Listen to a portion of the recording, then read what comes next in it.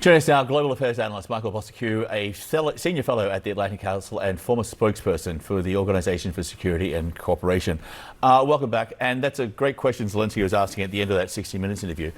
Given the details we're now learning about this Russian strike as well as others, is there really need for any further proof that Putin has no interest whatsoever in a negotiated ceasefire?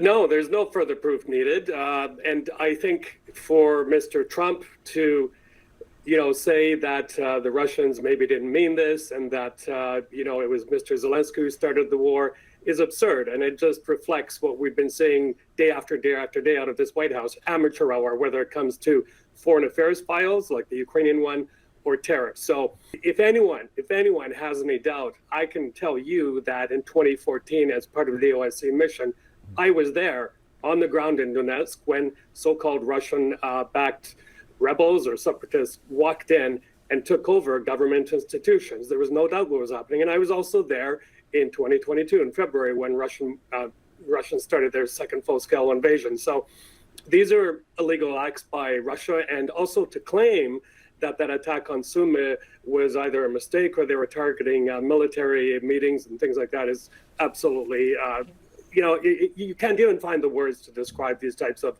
lies that the Russian is propagating.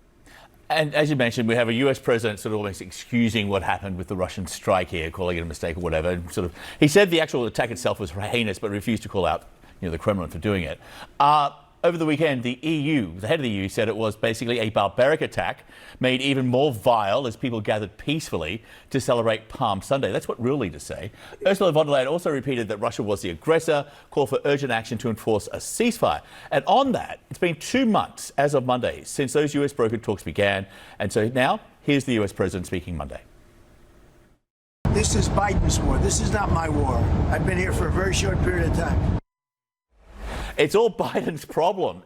He's saying, so we have Russia continuing to target civilians as well as civilian infrastructure. The US president actually pleading for Russia to stop doing that. So where does Donald Trump's credibility stand here? This is also not exactly what he promised during the campaign. That's correct. He promised to solve this war within one day. He also promised to solve Gaza. Both theaters of war are getting actually worse.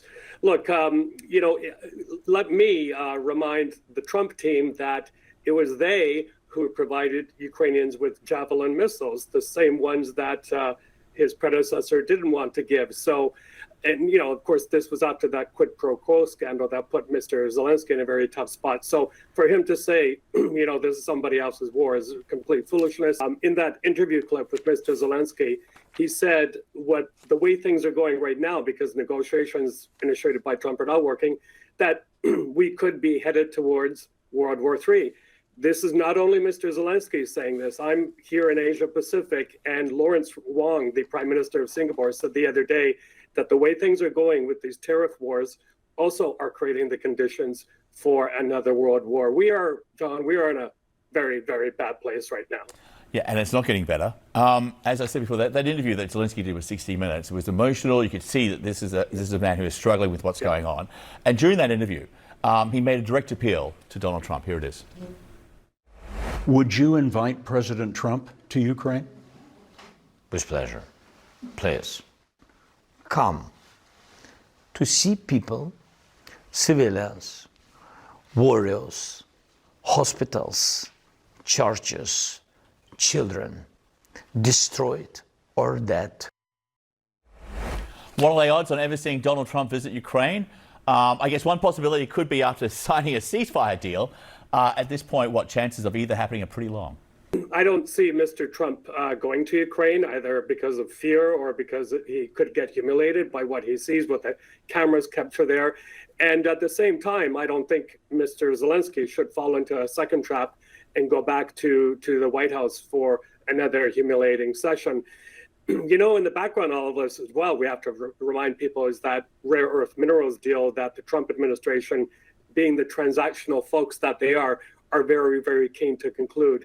And that doesn't seem to be going anywhere either, because according to reputable media organizations, it's very much in favor of the U.S. side and not the Ukrainians. This would be turning Ukraine into an economic colony of the United States for a long time to come. Everyone I've talked to in Ukraine is not for it. They are very opposed to this particular deal. Yeah, especially after the blood and treasure they've sacrificed over the last 3 years. For that to happen would be a tragedy for many in Ukraine, I imagine. Michael, as always, thank you for being with us, sir. We appreciate your time. My pleasure. Thank you.